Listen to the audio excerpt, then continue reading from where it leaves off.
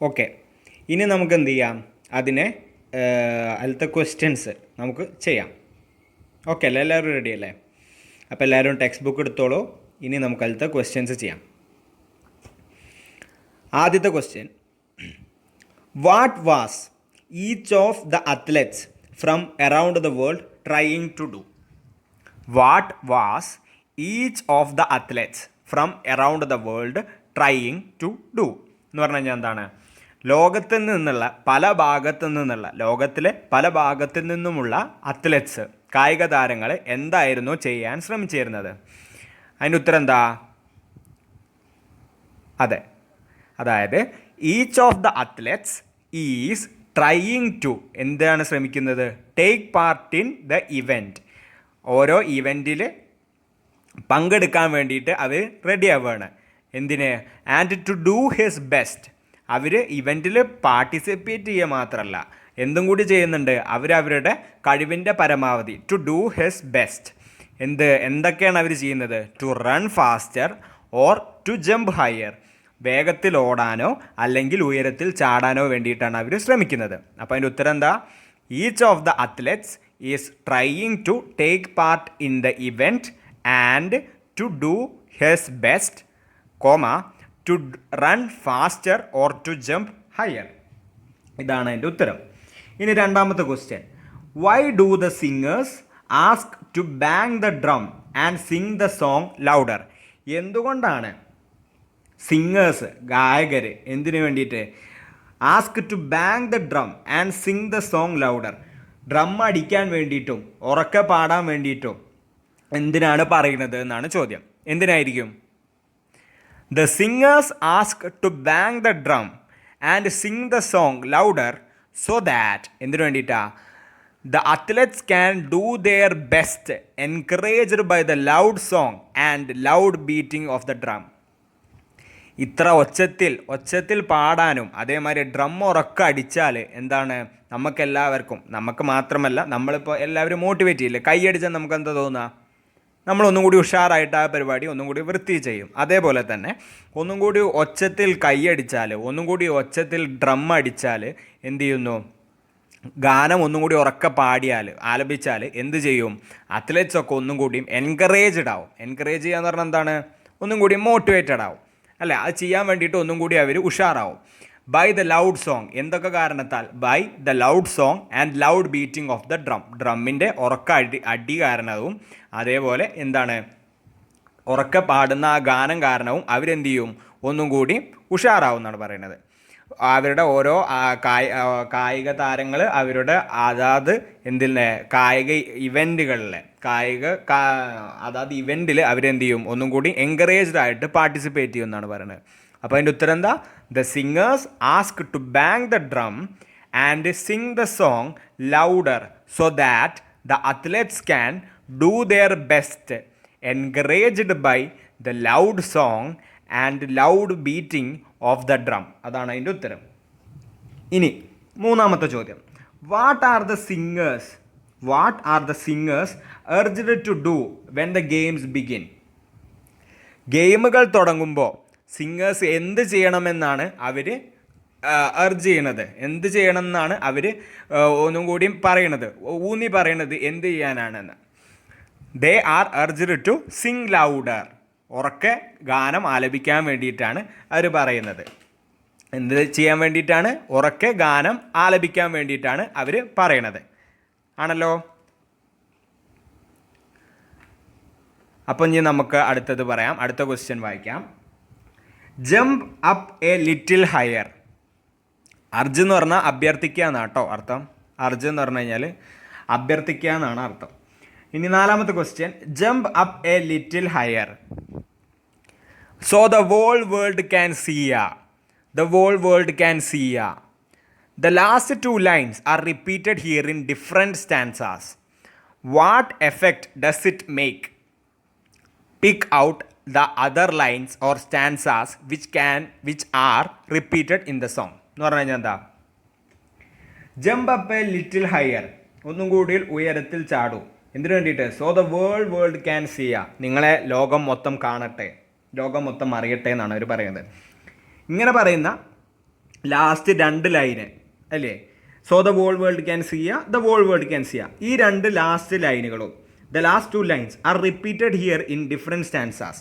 പല പല സ്റ്റാൻസുകളിലും, ഈ ഗാനത്തിലെ പല സ്റ്റാൻസുകളിലും, സ്റ്റാൻസ എന്ന് പറഞ്ഞു കഴിഞ്ഞാൽ പാട്ടിന് സ്റ്റാൻസ എന്ന് പറയാം, കഥ അതേമാതിരി ബാക്കിയുള്ള എന്തിനും എഴുത്തുകൾക്കൊക്കെ എന്താണ് പാരഗ്രാഫ് ആണെങ്കിൽ, പദ്യത്തിന് അല്ലെങ്കിൽ സോങ്ങിന് അല്ലെങ്കിൽ പോയത്തിന് എന്താണ് സ്റ്റാൻസകളാണ്.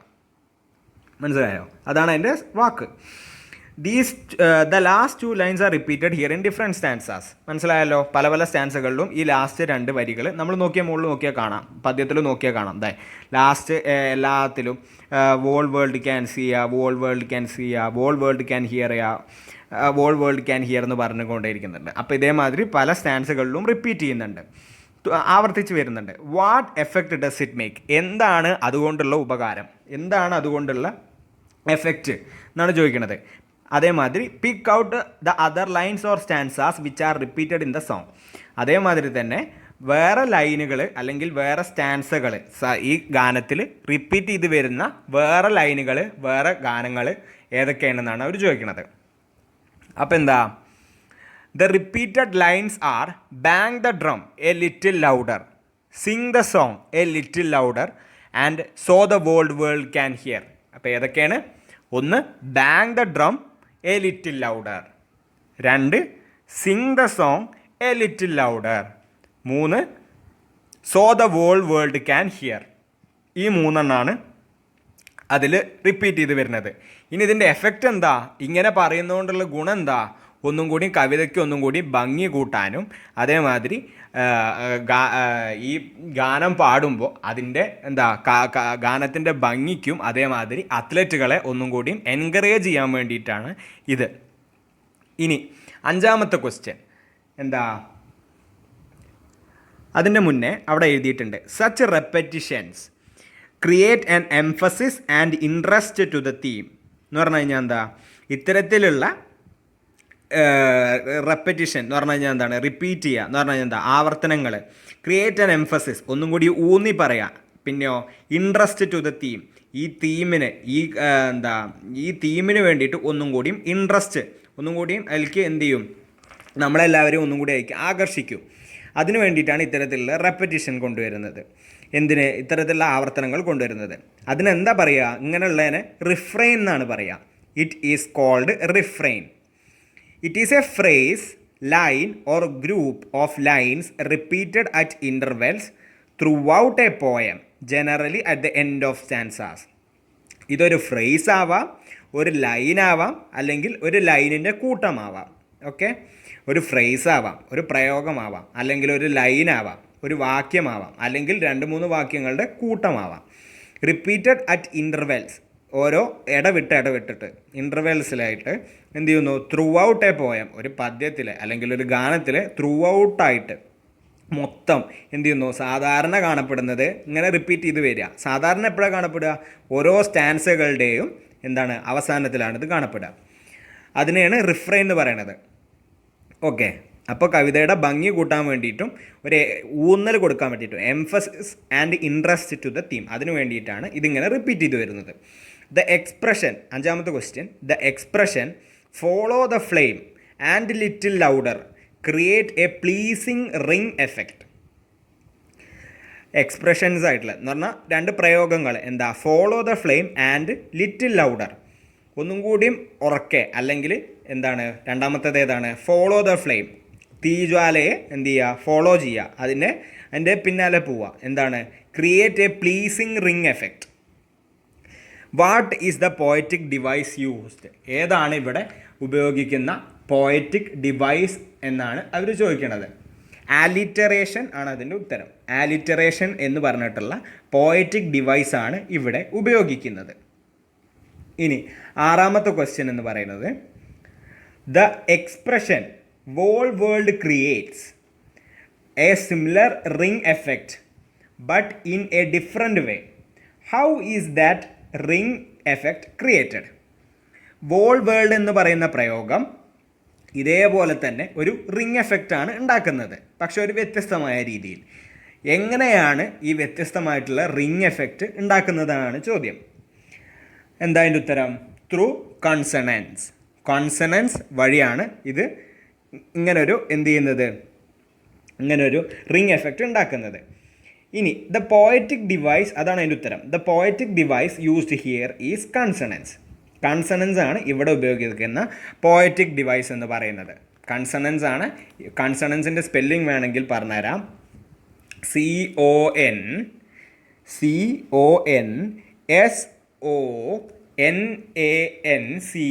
കൺസണൻസ്. കൺസണൻസ് എഴുതിയോ? The poetic device used here as consonance. വ്യഞ്ജനം, അതാണ് അതിൻ്റെ മലയാളം, വ്യഞ്ജനം. It is similar to the alliteration. ഇത് ആലിട്രേഷനോട് പോലെ തന്നെ സിമിലർ ആണ്, ആലിട്രേഷൻ പോലെ തന്നെയാണ്. പക്ഷേ but alliteration is the repetition of consonant sound at the beginning of the words while consonance may be at the middle, the end or anywhere in the words. എന്ന് പറഞ്ഞു കഴിഞ്ഞാൽ ആലിട്രേഷൻ എന്ന് പറയുന്നത് കൺസണൻ്റ് ആയിട്ടുള്ള, കൺസണൻസും വൊവൽസും ഒന്നും കേട്ടിട്ടില്ലേ, കൺസണൻറ്റ് സൗണ്ട്സിൻ്റെ